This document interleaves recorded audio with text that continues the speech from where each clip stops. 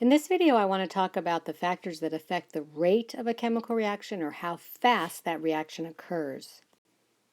First, let's go over a little bit of review. Remember, there are two driving factors that cause chemical reactions. The first is a decrease in enthalpy or a decrease in the energy of the products as compared to the reactants. We call a reaction that experiences a decrease in enthalpy an exothermic reaction because it gives off that extra energy as heat. And the other driving factor is an increase in entropy or an increase in disorder, that the products are less organized than the reactants. And so when a reaction happens, we call it spontaneous. That just means it happens. If both of these driving factors are present, if there is a decrease in enthalpy, if it's an exothermic reaction, and the products are more disordered, then the reaction will be spontaneous at all temperatures. It doesn't matter what the environment is like, that reaction can occur because the two things that make reactions happen are both present. But all chemical reactions don't have both a decrease in enthalpy and an increase in entropy. In fact, many chemical reactions have one or the other. So if there's only one of the two driving factors present, then that reaction is dependent on the environmental temperature to make it spontaneous. And of course, if it doesn't have either of those driving factors, the reaction is just not going to happen. Just to give you some quick examples again to talk about these two driving factors, combustion of wood, a fire, as we have in this picture, will lead to an increase in enthalpy. It's very exothermic, heat is released, and you also have an increase in disorder because the solid substance you've started off with, that piece of wood, is going to turn into two gases, carbon dioxide gas and water vapor, which is water in a gas form. So combustion is a spontaneous reaction at all temperatures. It doesn't matter if the environment is hot or is it cold, a fire will burn, wood will combust.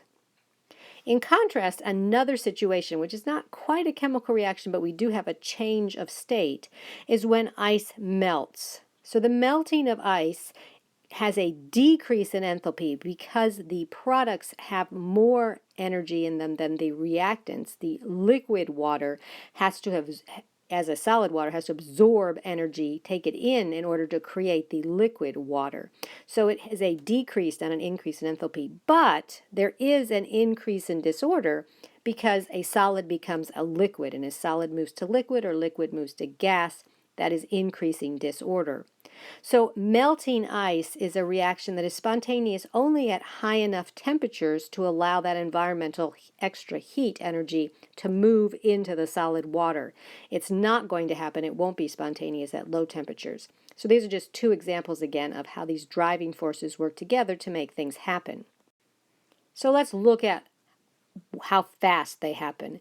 We call that the kinetics. So kinetics studies how fast a spontaneous reaction will occur because spontaneous just means it will happen. It doesn't tell you how fast it will happen. So burning of wood, of course, is a very fast reaction. It doesn't take very long to turn that solid into those two gases. But rusting in your car, rusting along your car, the edges of the fender here, is a very slow reaction. Both reactions are spontaneous. Both are going to occur, but the speed is very different. Now, we really are concerned about reaction rates when we want to do something with chemistry, when we want to have it happen in the lab or in chemical industry. You want the reaction to produce the products you have planned. And so we are concerned about what is the reaction rate. How is the concentration of the product changing over time? A rate always is something happening over time. Usually we show the concentration of the product as molarity per second or molar per second because most chemical reactions are happening in solution. In this particular example, the blue line is representing our product. We're starting with no product at the beginning of the reaction. After 25 seconds, we have 0.8 molar concentration. So to figure out the rate, we would take our 0.8 molar and divide it by 25 seconds. And then the math, you would give a 0.032 molar per second rate. Another important aspect of kinetics is how these particles that are reactants actually come together to begin with. Collision theory says that the reactants are going to form products only when they collide with enough energy and they collide in the right direction. They have the correct orientation. So for an example, we take this reaction where nitrogen trioxide plus carbon monoxide is going to give us nitrogen dioxide and carbon dioxide. So our reactants over here on the left-hand side, you can see our models for nitrogen trioxide and carbon monoxide. And then on the right-hand side, we see our models for the nitrogen dioxide and the carbon dioxide. So if these particles are moving too slowly, when they bump into each other, they're not going to have enough sufficient energy to actually push the reaction into happening. So you're going to have no reaction if they move too slowly, according to collision theory. And if they're not facing the right way, if the parts that are going to have to exchange, in this case, oxygen molecules, don't run into each other in quite the right way, again, you'll have no reaction. But when everything works out perfectly, when they are bouncing into each other with sufficient energy and they are oriented in the right direction, then the reaction can occur. And we can see how this nitrogen trioxide and carbon monoxide will turn into nitrogen dioxide when this oxygen and carbon connect up. So when we think about how do we make a reaction happen faster, how do we improve the rate, it's important to think about how are the particles that are the reactant coming together. Can we do something that'll make them come together better so they're more likely to make a product? So there's a couple things that we can do to increase the effective collisions. The first thing we can do is increase the concentration of the reactants because that gives us more particles to react. I mean, that seems very straightforward. So of course, something that is of low concentration is going to have few collisions because there just aren't that many particles in there. If you increase the concentration of your reactants, you're just going to get more collisions just by the nature of having more particles packed into the same amount of space. Another way to increase effective collisions is to increase the temperature because adding heat energy increases the kinetic energy or the moving energy of the particles that you're adding the heat energy to. So when particles move faster, then again, they're more likely to bump into each other with enough energy to cause the reaction to happen.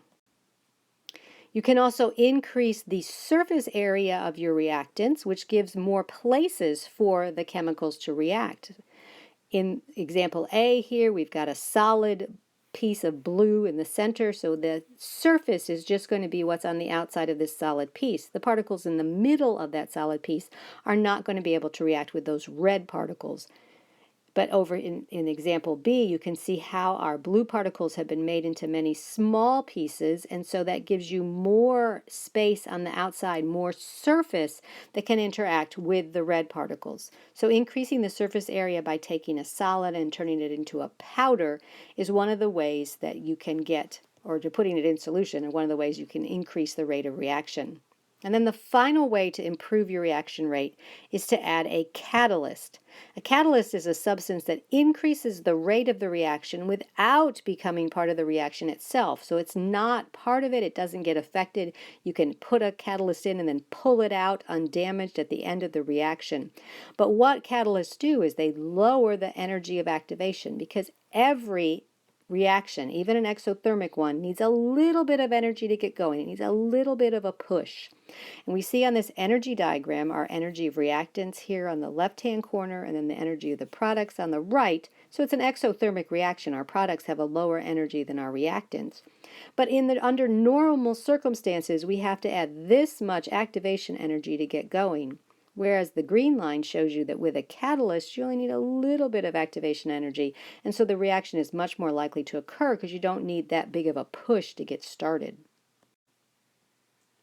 Before I get on to talking more about catalysts, I just want to point out that it does make a difference between ionic and covalent compounds when it comes to chemical reactions, because the fewer electrons that have to be rearranged to get from the reactants to the products, the faster the reaction.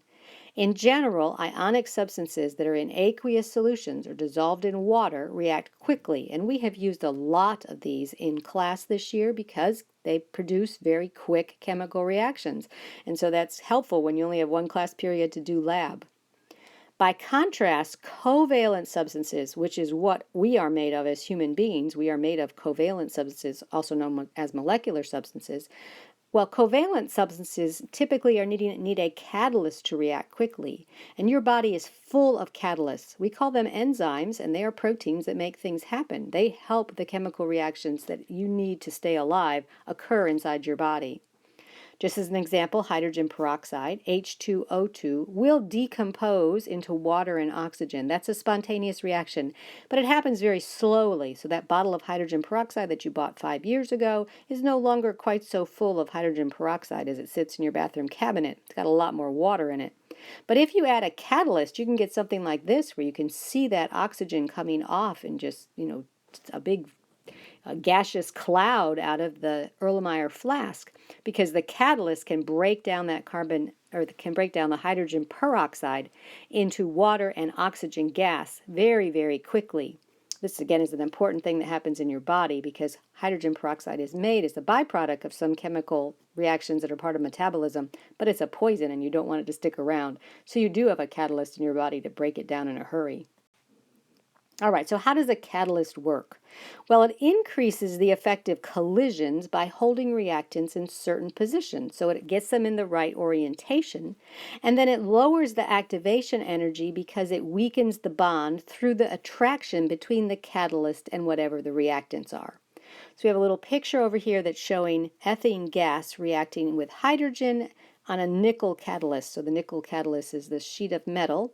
What we want to do between step 1 and step 5, you can see, is break this double bond between the two carbon atoms and make it a single bond and add some hydrogen. And so by first attracting the hydrogen, so lowering the activation energy by weakening the bonds between the hydrogen, attracting the ethene gas, and again weakening that double bond and turning it into two single bonds, and then having the molecules positioned just right because they're attracted to each other on this nickel plate, you can have the reaction happen much more quickly than if you were just waiting around for this double bond to break by itself and add some hydrogen. Catalysts then are providing another path to the products where less activation energy is needed. But it's important to note that catalysts are specific to a reaction. So one catalyst does not work in any reaction. You have to have one that is for that particular reaction. The catalysts also do not change the enthalpy, the energy of the products of the reactant. So these values on our energy diagram do not change. They only change the activation energy, and then overall then they're changing the reaction rate. Because of a catalyst, a reaction can happen faster because not that much energy is needed to get it going. Catalysts are extremely important, as I've mentioned. They're important in industry. We use them to produce ammonia, which is used to make fertilizer and explosives. They're also very important in refining petroleum products, so crude oil being turned into all of the gasoline, kerosene, propane, all of those substances that come out of crude oil, not to mention plastics, another byproduct of petroleum. Catalysts are used to make all that happen. And as we drive by the many chemical manufacturing plants we have here right around us, catalysts are what are making the money for many of those companies. And as I've already said, catalysts are essential for life, that we have many, many molecules in our body that are catalysts. We call them enzymes, special proteins that make our chemical reactions happen. And the enzymes are what are regulating the metabolism. All of the things that go on in our body are being controlled by enzymes, and they are catalysts for those chemical reactions because we really are big chemical factories ourselves. Just one final note, we've been looking just at reactions that only have one step. But if there are more than two reactants, you have to have several steps to get from reactants to products. We call that series of steps a reaction mechanism. And each of those individual steps might be fast or slow, but whatever is the slowest step is known as the rate determining step. And so if you focus on doing things such as adding more concentration of reactants or adding a catalyst, something that will address that particular step, then you'll see an overall increase in the reaction rate. So this ends the brief overview of some of the factors that are involved in increasing your reaction rate to make things happen faster when it comes to chemical reactions.